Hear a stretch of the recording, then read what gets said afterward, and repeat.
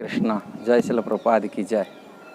आज हम टॉपिक चर्चा करने के लिए जा रहे हैं श्री कृष्ण के अंग गंध, माने भगवान के शरीर की जो गंध है उसके ऊपर चर्चा करने के लिए जा रहे हैं।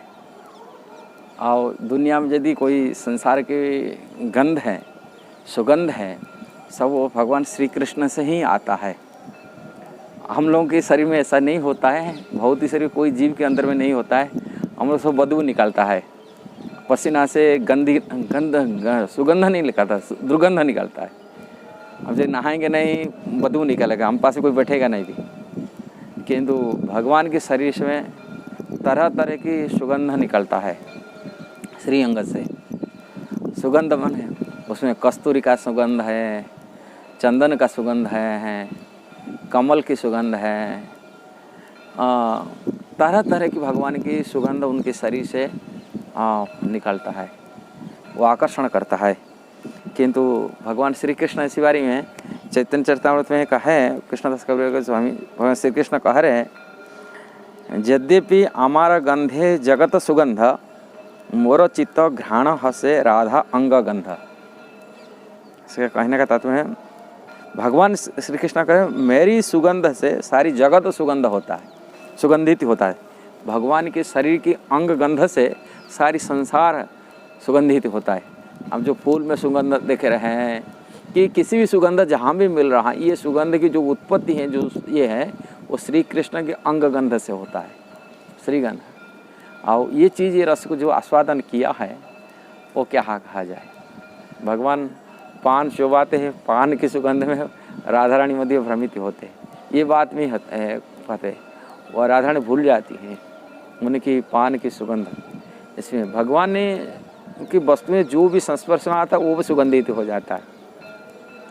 आप सुने होंगे पूतना की कथा आता है श्रीमद् भागवत में। पूतना राक्षस था, असुर था, और मांस खाने वाले था, और अपने बच्चा को, जीव को, मनुष्य के मांस है वो खा कर खाता था। और वो कितना गंदी होता है, ये संसार में जो भी मांस खाता है उसमें बहुत दुर्गंध निकलता है उनके शरीर में।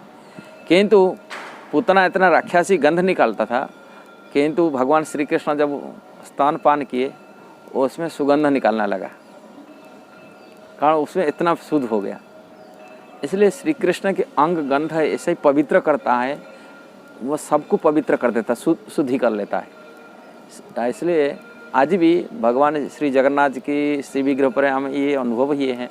और उनके जो फूल माला, सुगंधित फूल चढ़ाते, क्योंकि सुगंधित फूल जब भगवान के श्रीअंग में लगता है, चढ़ता है, और वो श्रीअंग के स्पर्श मिलने के नाते वो फूल के गुणा सुगंध में इतना अलौकिक सुगंध में प्रभावित हो जाता है।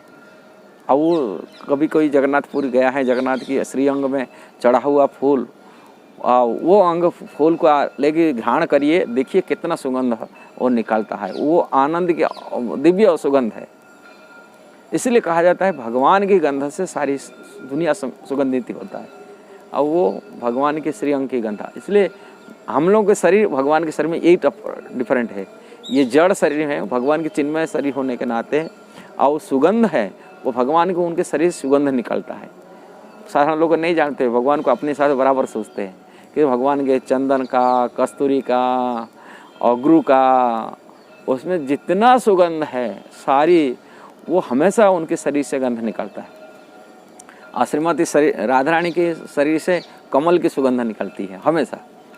इसलिए भंवरा भ्रम में पड़ करके, वो भंवरा जो हमेशा कमल की फूल के ऊपर बैठते हैं, वो हमेशा ढूंढता है उनका सुगंध, कमल की सुगंध को ढूंढते हुए वो कमल फूल छोड़कर राधा रानी के श्रीमुख में आकर बैठ जाते, राधा रानी के श्रीअंग में बैठते हैं। वो कारण इसमें इतना सुगंध फैलता था, और सखियाँ लोग उनके भंवरा को भगाते हैं हमेशा। हाँ, वो राधा रानी के श्रीअंग में अंग गंध है ऐसा ही।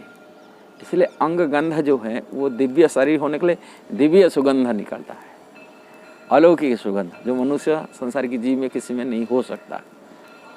इसलिए भगवान के अंग गंध ऊपर में बताया थोड़ा। आपको जो वीडियो अच्छा लगा जरूर शेयर करना, सब्सक्राइब करना, लाइक कमेंट देना। हरे कृष्णा।